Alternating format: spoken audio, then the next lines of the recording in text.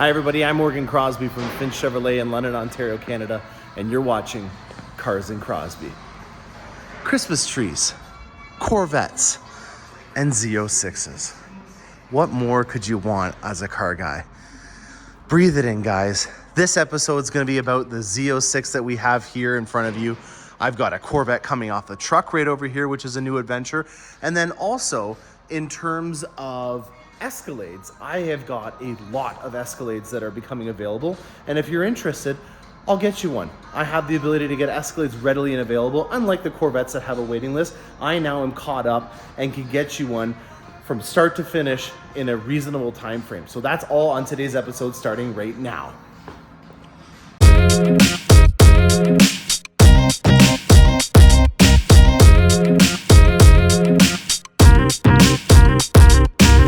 Oh my goodness. I was around the corner at the bank and I got an important message that at the dealership I need to get back as soon as possible, because look what is here.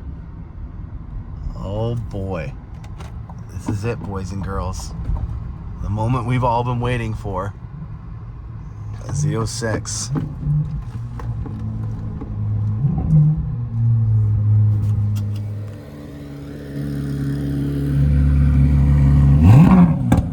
Z on the truck. We didn't even get a Jack Cooper notification. I missed it, but it's here and we've got lots to talk about, obviously. Now on this truck, it doesn't look like there's any other Z's, at least from what I can see here. And well, we've got a dipped here. Yeah, no, that's it. There is not another Z on this truck, but this is one, and we've got a lot of stuff to talk about on this. Very cool. Carbon arrow. Check that out, guys. All right, I hate goodbyes and do it right in front of your replacement, but as you can see, the Tahoe SS is all shined up, ready for prom. We got a touch up done on the ceramic coat. The Vossens are back on it because it's going down south where it won't ever have to worry about snow again. We've got the beautiful illuminated bow tie on here showing off because of this gloomy December morning that we have here. This again was evergreen metallic gray. It's more gray than green. I loved it though. It was a really cool color in terms of making it that earthy tone with those bronze wheels, and then having the red from the 6-piston Chevy Performance brakes coming through. The exhaust on here was the Corsa exhaust, and I actually really enjoyed it. It was kind of a Goldilocks in terms of not being like my Escalade V or the Cadillac V, but still giving you that oomph. This has got the Escalade platform on it, so it has the Chevy Performance package, so the 6.2 liter V8 and magnetic ride control, so basically an Escalade underneath. And then another thing for the red Qs, you have Victory red stitching on the steering wheel, on the doors, everywhere that you have stitching, you'll have Victory red. You got the beautiful new Global B redesign with the animations done through Unreal Engine, which is a company that makes video games and also even movies. And another little thing that I really liked about the RST is it's one of the only vehicles that you can get a blacked emblem on the actual steering wheel. Even on my Cadillac V, it comes with the original crest on here. And to have that blacked out emblem, in my opinion, is just a real cool styling cue. And I'm never going to modify an area that has a safety restraint. So with this being the cover of an airbag, I don't really feel like peeling apart an emblem on top of a bomb in order to get some aesthetics when we're dealing with safety. So that is one of the things that I really enjoyed, and I hope that General Motors takes and runs with whenever they're doing a sport model. So, you know, for example, on the Escalade, if you're going to do a sport Escalade, maybe start having it go with the monochromatic emblem. And just for a quick reference so that you guys can see what I'm talking about, that is the monochromatic emblem from a Cadillac. And I'm also working right now on designing a Blackwing for a client that we were doing some really cool stuff with, that had red accents and white accents with the new Rift Metallic. I have a video that I shot at the auto show where I went over all the different colors that are going to be coming out for the 23 model year on the Cadillacs. And so I'll be uploading that when there's a snowy day in the future and I don't have a lot of stuff going on the lot. So without further ado, this is a goodbye for the Tahoe SS. I've got a Corvette here planting the seed. Hopefully that the client one day maybe gets a Corvette for me. Nice little gift. And yeah, I would rate this as one of my favorite sporty utility vehicles.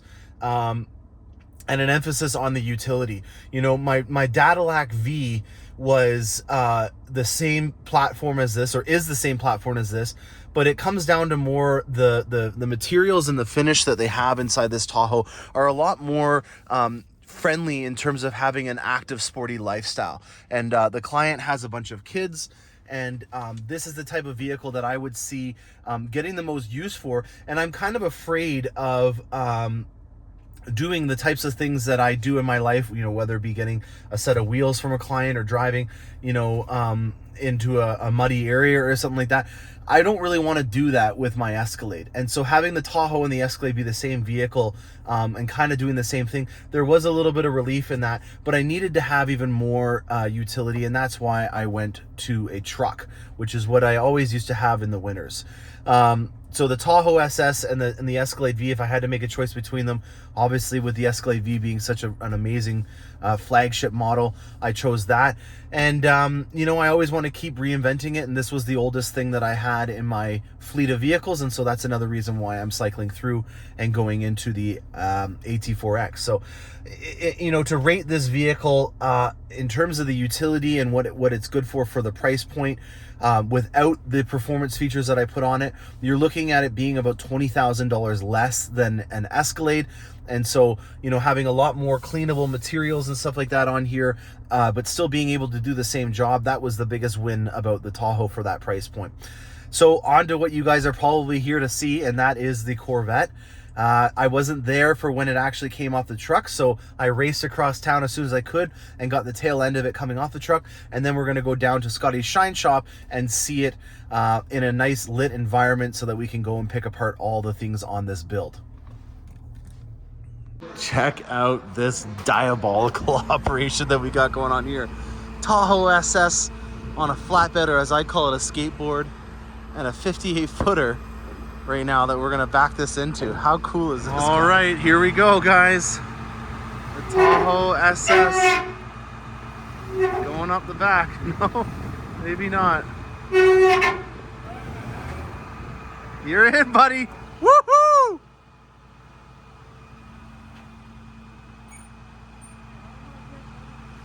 All right, we're at Scotty's, and here is the Z, or Z. Now, we've got a lot to unpack. We're gonna have this thing for a while because the owner of the dealership purchased it. And I'm just gonna go through with you guys, you know, the dialogue on what we've done with this and what we are planning on doing with it. When you have anything that is a $200,000 plus price point vehicle, it should go without saying that you're gonna wanna protect that. And with this also being a track variant version, it should also be done for that reason as well. The Z06 is the track variant of the generation. I guess you could also say the ZR1 will be, or maybe even a Zora if it comes out. And those are meant to be on the track. And if that's the case, without a doubt, you need to be doing some form of protection, whether it be a long-term solution, which is what we're doing today, or even a track day wrap where you're just basically putting on haphazardly a wrap to the vehicle. And one of the main reasons why is because of what happens when you're following a track vehicle. These tires, whether it be the Cup 2 version or just the regular one, which we'll go into a lot more detail about why we did that down the road, kick up an ungodly amount of stuff. And with how wide they are, and also the amount of downforce that you have coming from outside of the vehicle, there is a massive suction of air that kicks up anything and everything that's on the track. And if you're right behind an individual, let's say that my XT5 or my client's XT5 magically turned into a Dodge Viper, which is actually one of the worst vehicles to be behind because of how wide the tires are and how much it kind of scoops up at the back, you're gonna be in trouble. So this is what we're doing right now. First thing out of the box, just like when you get a Mickey Mantle base call card or a rookie, Wayne Gretzky card, you're gonna wanna protect it. And that's what we're doing right now with this Fancy Pants Racing baseball card. A little bit about the build. We did not put a Z07 package on this because the owner of the dealership is not a part-time racing driver. We also wanted to make sure that we could keep this thing looking as cool and aggressive as possible. So we were fortunate enough to get the TOG Aero package. So this is not a Z07, but it looks like one. And one of the dead giveaways that you can have is that these are the regular Pilot Sport 4S tires, and they're not a Cup 2. It's December. It's -3 out right now in Celsius, not Fahrenheit. That would be even more of a statement if it was in Fahrenheit. And this type of compound really doesn't really open up until about 7 degrees for the Pilot Sport 4Ss. The Cup 2s, it's even lower or even warmer, even higher, because the compound that you have on a Cup 2 is essentially a racing slick compound. So there's no traction whatsoever on a Cup 2 tire in these colder months. And the shoulder seasons, which would be April, May, June, and then in the fall, it would be October, November, December. Those are not going to be an ideal driving condition for a Cup 2 tire. So given the nature of where this car is going to live, it makes the most sense to not have it. And then also from a suspension perspective, the Z07 has an even stiffer suspension, which is something that we were not looking to have. And so therefore, this is a sleeper Z07 in that it has the styling and appearance in the Aero and the wheels and everything's all done up, but it does not have the slicks from a Cup 2. So that's all you're gonna get for now. I wanna obviously get this thing shined up, ready for prom so that you can see it. We still have a lot more work to do on the very intricate front end of the Z06. As you can see, we had to debadge it in order to get this done properly, and then we're gonna put a new set of badges on it. I'll give you one little peek of the inside because it is a really cool combination. It is a twilight blue, tension blue 3LT with the carbon fiber 2 package and the stealth interior. I can't wait to show you guys more of that, but that's all you get for now. Enjoy. All right, going to be unwrapping this 2LT Z51 in one of my favorite colors, red mist metallic. We've got a black interior and bringing that outside to the inside. Because this is a 2LT interior, we can't do the red stitching, so we did a red seat belt. This is something that some people may not want to see. Some people find it cringy. There's almost like a red mist on that Tahoe RST I'm about to deliver. I'm just warming it up. Here is a 70th anniversary, all frosted up. That kind of looks like a forged carbon fiber finish on this top. It's kind of a cool way of looking at it. Let's call this the 70th anniversary Canadian edition in terms of it having a frosty finish. But check out how cool that frost finish does to the carbon flash painted nacelles and roof on here. I just finished doing a Accelerate Yellow build with somebody, which I'm very excited about. We got the nice 70th anniversary badge all frosted up here. I feel like this could be like a cool wallpaper photo. I'm gonna start taking some photos of this after I'm done here because this is just kind of wild. I like the finish on this. And then we have the Frosty RST where if we look on the inside, because it's red, we also have Victory Red for the stitching. So this is actually one of my favorite colors to do an RST Tahoe in. So 70th anniversary on its way out, the ceramic interior, and this paint is now going to become a rare bird because, as you know from the leaked documents, this is now a discontinued color. So the pearl white was a 1-year color for the 70th anniversary, but the carbon flash metallic, which we know very well through all the accents, is going to stick around like it did when it was on the 2012, as we call it, in the Louis. So we got that one inspected. We're going to go inside now and show you guys the Z. And we've got a red mist beauty with some forged wheels coming off the truck here. Black exhaust, as you can see, and the Spectre Gray finished forged wheels Z51. So a nice build coming off the truck that we'll learn about. But this is what we're talking about, guys. Check out my Corvette showroom. And this in particular, that is the exposed carbon fiber wheel. And you can see quite easily the ceramic finish that's on the inside of the barrel. This is the TOJ Aero kit done in exposed carbon fiber as well, which is just unbelievable in terms of the fit and finish and the amount of time and man hours that would have went into this type of finish. If you're gonna do carbon fiber, you gotta do it all the way. As you can see here with the full length rocker panels and the front splitter as well. We've got the Stealth emblem done on here as well. We've got the mirror covers all done up. This is done up. The price on this one, MSRP, was 205 Canadian, which is just wild when you think about what you get. You're basically getting a Ferrari, but a fully loaded like Spider version Ferrari with carbon fiber. You're probably in the upwards of 500,000 for the price point in a comparable, and you're getting it for less than half on a Corvette. In terms of the interior, guys, as you guys can see, we've got Twilight Blue, Tension Blue, blue seat belts to go with Rapid Blue on the outside, and then the Stage 2 carbon fiber kit is also on here, where the center console is completely done up. Also on your doors, you got the Stealth kit, which is something that's an available option on all of the C8 Corvettes. You've got a beautiful embossed Corvette logo on the top here. Oh, the smell alone is just something that's toxic to me. I love it. Toxic in a good way.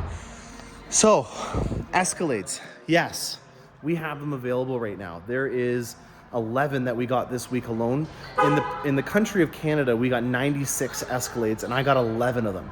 So that should put it into perspective for you guys, the type of allotment and what I have available for Escalades coming through from my dealership. We've been really killing it through this. I'm gonna put a feather in my hat on this one, through the Cars and Crosbie Escalade program, in terms of designing them and getting them built. You know, being proactive and getting these orders in and shipped out as soon as they come in helps out the customer in getting their order efficiently, but it also helps us out in earning the allotment. And that's one of the reasons why we're getting more than 10% of the country's allotment in Escalades to this dealership in London, Ontario. So I hope you guys, if you're interested in getting an Escalade and you're from the area, you have to be Canadian, unfortunately, want to get an Escalade through a design session, I'm your guy. I'm really excited to help anyone out that has a dream of building a high-end vehicle build, whether it be, you know, a brand new Z06, looking at purchasing one of our used ones, which we did just get an additional addition to the family. And it's this silver flare one right here. Actually, sorry, that's blade silver. And yeah, very excited. Stay tuned. I've got some more stuff that I'm going to be bringing to you guys that I filmed earlier in the year when it was nicer out. I hope you guys all have a wonderful Christmas. Stay tuned for awesome content in the future. I'm Morgan Crosbie, and happy motoring.